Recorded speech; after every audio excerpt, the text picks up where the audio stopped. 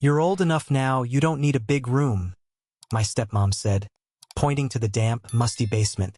I stood there, staring at the rickety wooden stairs descending into the dark, my heart sinking like a stone. It was 6 months after my dad married Sandra, and everything had started to shift in ways I never saw coming. My mom had passed away 2 years ago, and for a while it was just me and Dad, fumbling through our grief together. When Sandra came into the picture, I was hopeful. She seemed nice enough at first. Brought her 2 kids, a boy and a girl, both younger than me, and I thought maybe we'd be a family again. But that hope didn't last long. The basement was cold, the kind of cold that seeps into your bones and makes your fingers ache. The air smelled like wet dirt and something sour, like old laundry left too long. There was a single bulb hanging from the ceiling, casting harsh shadows on the concrete walls. My bed was an old mattress Dad found at a garage sale, shoved against the corner next to a pile of cardboard boxes filled with Mom's stuff. Stuff I wasn't allowed to touch anymore because Sandra said it cluttered the house. My clothes were in a plastic bin, and I had a wobbly desk I dragged down myself. Upstairs, my old room. The one with the big window that let in golden morning light, the one where I'd spent countless nights dreaming about my future, was now home to Sandra's kids. Their laughter echoed through the house, while I shivered in the dark below. First, I tried to make it work. I hung up some old fairy lights to make the basement feel less like a dungeon. I told myself it was temporary, like Sandra kept saying. But temporary stretched into weeks, then months. The dampness got into everything, my clothes, my books, even my skin. I started coughing at night, a dry, nagging hack that wouldn't quit. At school, I was exhausted, my grades slipping because I couldn't focus. My teachers noticed, but I was too embarrassed to tell them I was sleeping in a basement that smelled like mold. Sandra's rules didn't help. I wasn't allowed to grab snacks from the fridge without asking her first, and she'd give me this look, like I was stealing, if I even reached for an apple. Laundry was another battle. She said I couldn't mix my clothes with the family's in the wash, so I had to sneak my stuff into the machine late at night. Inviting friends over? Forget it. The house is too crowded, she'd say, even though her kids had friends over all the time, their voices filling the upstairs with chatter and music. Dad didn't see it. He was so wrapped up in his new life with Sandra, so desperate to keep the peace, that he just nodded along to whatever she said. I'd try to talk to him, but he'd brush me off with a tired smile.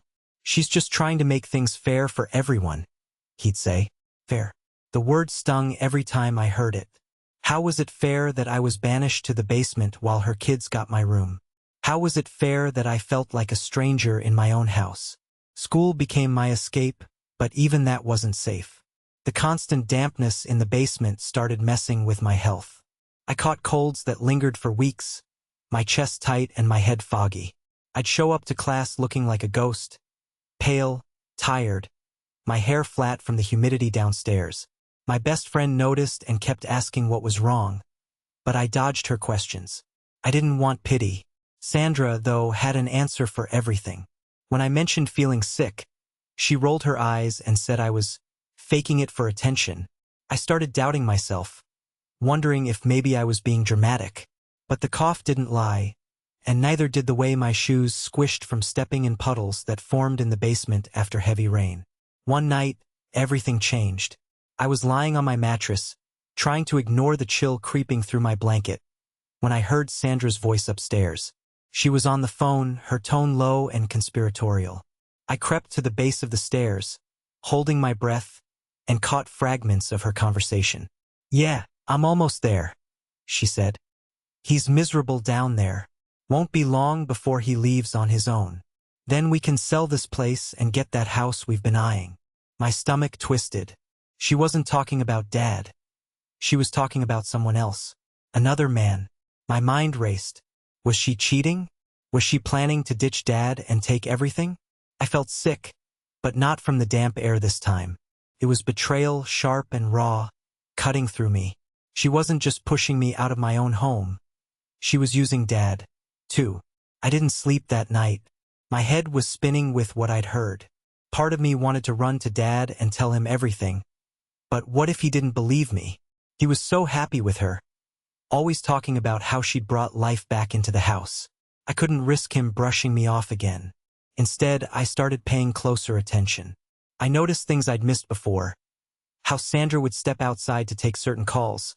How she'd get this secretive smile when she thought no one was looking. I started keeping a journal, scribbling down every detail I could remember. The time she left the house at odd hours. The way she'd snap at me if I got too close to her phone. The comments she made about needing a fresh start.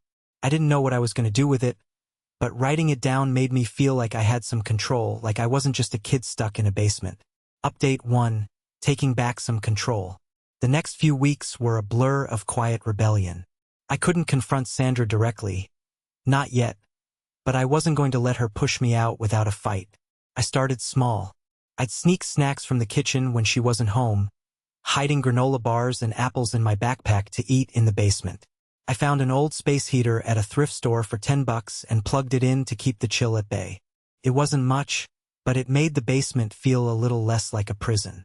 I even started doing my laundry at a friend's house, telling her mom I was just helping out, so I wouldn't have to explain the whole messed up situation. School was still tough, but I leaned on my friends more. I didn't tell them everything, but I let them know I was struggling at home. My best friend's mom started inviting me over for dinner a couple of times a week, and those nights were like a lifeline. Sitting at their warm kitchen table, eating homemade lasagna and laughing about dumb stuff, I could almost forget the damp concrete walls waiting for me at home. I started to feel stronger, like maybe I could figure this out.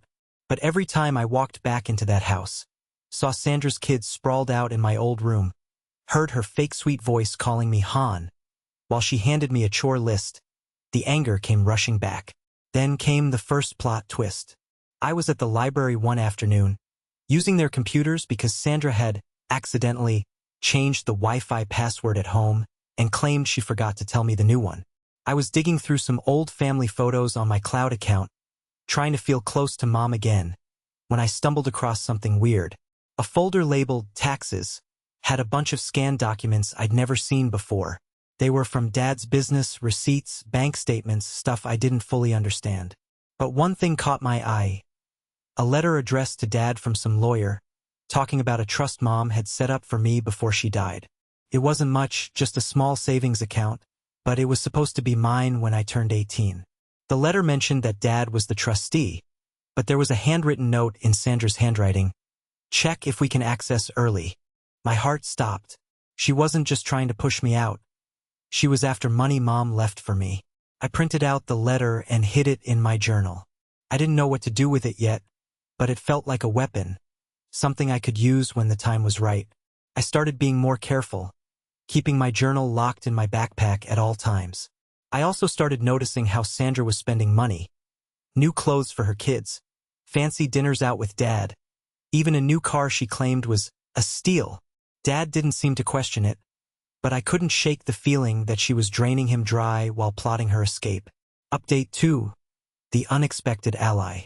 Things got weirder a few months later. I was at school, still coughing from the basement's damp air, when one of Sandra's kids, the boy who was maybe 12, started acting strange around me. He'd always been kind of bratty, but one day he cornered me in the hallway at home and asked why I never came upstairs anymore. I brushed him off, but he kept pushing, saying he didn't like how his mom was treating me. I was stunned. I figured her kids were in on her plan, or at least happy to take my room and ignore me, but he seemed genuinely upset, like he was carrying some guilt. He told me he'd overheard his mom talking to that same guy on the phone, saying something about finalizing the paperwork and making sure the kid doesn't suspect anything. He didn't know what it meant, but he didn't like it. I didn't trust him at first.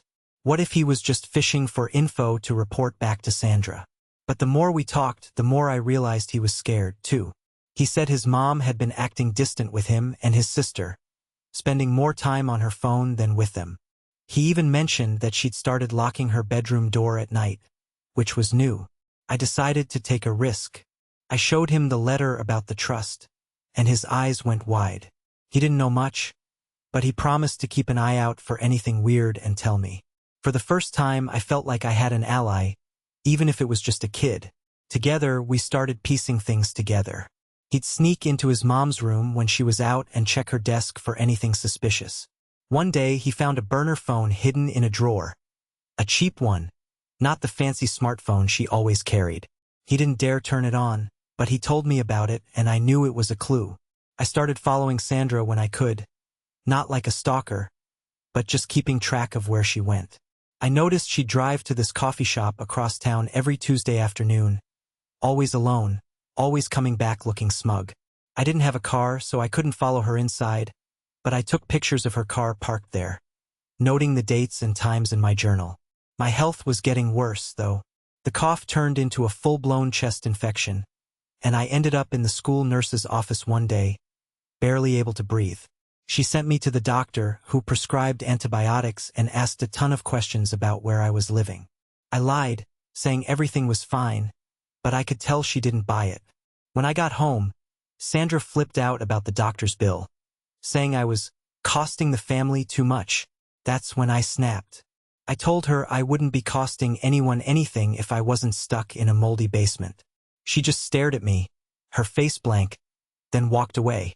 I knew I'd crossed a line, but I didn't care. I was done playing nice. Update 3, the second twist. The second plot twist hit like a freight train. I was at the coffee shop one Tuesday, hiding across the street with my friend's borrowed bike, watching Sandra through the window. She was sitting with a guy I'd never seen before. Tall, slick-looking, with a smile that made my skin crawl. They were leaning close, laughing, and at one point, he slid a folder across the table to her. I couldn't see what was in it, but I took a picture with my phone, zooming in as much as I could. When I got home and looked at the photo, I noticed something in the folder. A logo that matched the one on the trust letter. It was from the same lawyer's office.